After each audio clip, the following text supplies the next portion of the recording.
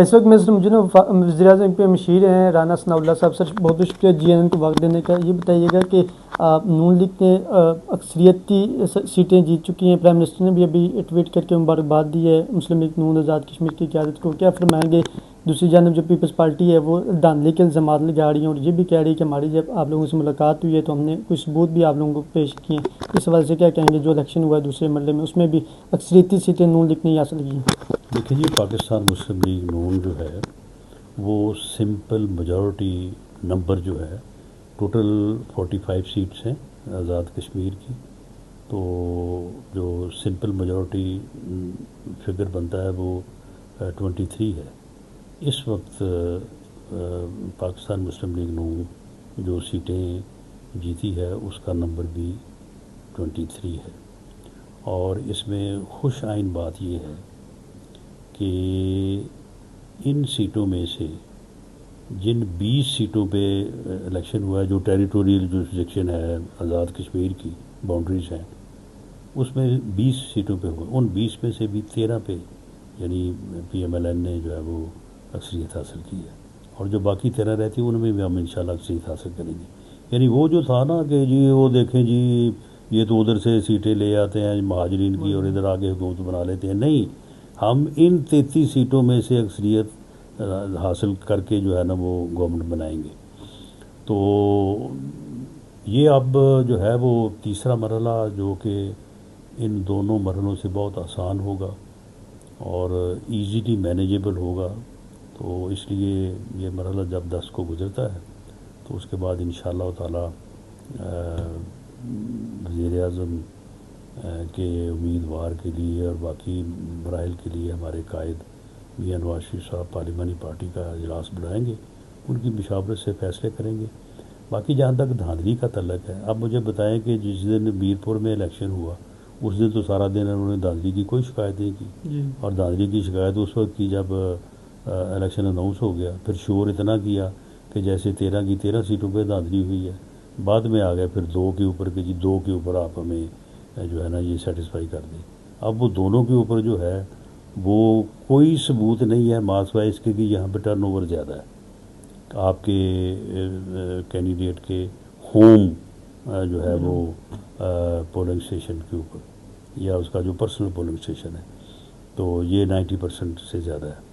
ویسے تو وہاں کے جو حالات ہیں وہاں پہ ممکن ہے کیونکہ وہاں پہ پہاڑ پہ ایک گاؤں ہے، وہاں پہ اگر 300 ووٹ ہے تو وہاں پہ تو مخالف فریق نے ایجنٹ بھی باہر سے بھیجنا ہے. وہاں پہ جو برادری بیٹھی ہے یا فیملی بیٹھی ہے وہاں پہ فیملی سسٹم برادری سسٹم میں نے اس مرتبہ دیکھا ہے کہ وہاں پہ بہت مضبوط ہے، بہت مضبوط ہے.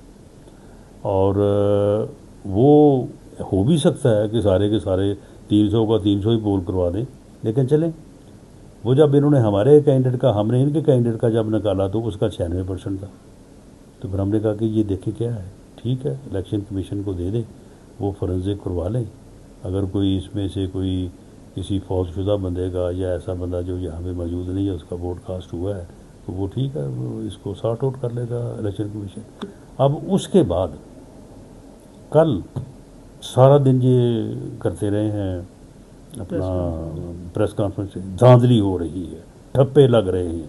ان کو خطرہ یہ تھا کہ ہم ہار جائیں گے ہر سیٹوں سے، جبکہ الیکشن فیئر ہو رہا تھا، فری ہو رہا تھا.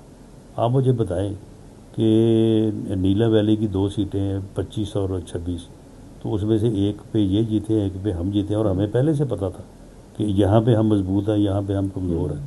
تو پھر جی آپ بھی ٹھپے لگا کے جیتے ہیں. پھر اسی طرح سے جو ایل اے اپنا 31 ہے، ایل اے 32 ہے، ایل اے اپنا 30 ہے، اس کے اوپر دھاندلی ہوئی ہے. اور ایل اے 29 جو انہوں نے جیتا ہے اس کے اوپر جو ہے وہ فیئر الیکشن ہوا ہے. ایل اے 33 جو ہے وہ اس کے اوپر فیئر الیکشن ہوا ہے. اب دیں نا یہ لوگوں کو جواب. سر آپ نے یہ بھی کہا ہے کہ ایکشن کمیٹی کے ساتھ مل کے انہوں نے دوسرے مرحلے کا ماحول خراب کیا ہے پیپلز پارٹی کے لوگوں نے. جی انہوں نے ہماری ایک سیٹ جو ہے وہ اس کے اوپر انہوں نے ایکشن کمیٹی کے ساتھ مل کے وہاں پہ ایک دن پہلے وہاں پہ ہنگامہ کروایا، وہاں پہ کیجویلٹی ہوئی ہے. اس کے نتیجے میں پورا شہر جو ہے وہ خوف کا شکار رہا ہے اور شہر سے جو ہے وہ کم از کم جو ہے وہ ہمارا 3-4 ہزار ووٹ ہمیں نہیں پڑ سکا، یعنی ٹرن آؤٹ جو ہے وہ لو ہو گیا. اور ہمارا کینڈیڈیٹ جو ہے وہ 3000 ووٹ سے ہار گیا.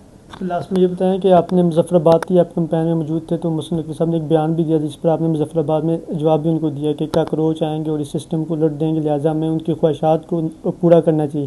آپ نہیں سمجھتے کہ یہ بات وہ اگر وہ کابینہ میں کہتے یا پرائم منسٹر کو کہتے یا کابینہ کے اندر ڈسکس کرتے، تقریر کرنا ضروری تھی کہ آگے بتانا کہ سسٹم کولیپس ہو گیا اور نظام نہیں چل سکتا اور صوبے اور یونٹس بنانے پڑیں، اس پر کیا فرمائیں؟ دیکھیں میں تو ان کو یہی عرض کروں گا کہ آپ نے بھلے 30 سال کا سفر جو ہے وہ 3 سالوں میں طے کر لیا ہے، لیکن ابھی آپ کو مزید اس بارے میں جو ہے نا وہ غور و فکر کی ضرورت ہے. اس قسم کی بات جو ہے نا وہ کرنے سے پہلے اگر آپ کسی سے مشورہ کرنا پسند نہیں کرتے تو سوچ سمجھ لیا کریں یا مشورہ کر لیا کریں. انہوں نے جتنی باتیں اس دن کی ہیں میں کسی بات سے متفق نہیں، اور میں سمجھتا ہوں کہ انہوں نے جو باتیں کی ہیں وہ بالکل آؤٹ آف کنٹیکسٹ تھی، کوئی ان کا جواز ہی نہیں بنتا. وہ بھئی بات تو تم کر رہے ہو صوبوں کی، تو یہ کہاں سے آ گیا وہاں پہ جی کاکروچ آ جائیں گے اور جناب وزیر اعظم کام کرے گا تو کچھ نہیں ہوگا. اس کا ان چیزوں سے کیا تعلق ہے؟ صوبوں کو بنانے یا نہ بنانے سے اس کا کیا تعلق ہے؟ سسٹم جو ہے سسٹم تو پارلیمانی جمہوری سسٹم اس ملک میں ہے، آئین ہے اس ملک میں، اس نے تو رہنا ہے. اس کو چھوڑ کے آپ کہاں جائیں گے آپ؟ تو یہ بالکل ان کی بے وزن باتیں ہیں، میں ان سے متفق نہیں ہوں. Thank you so much.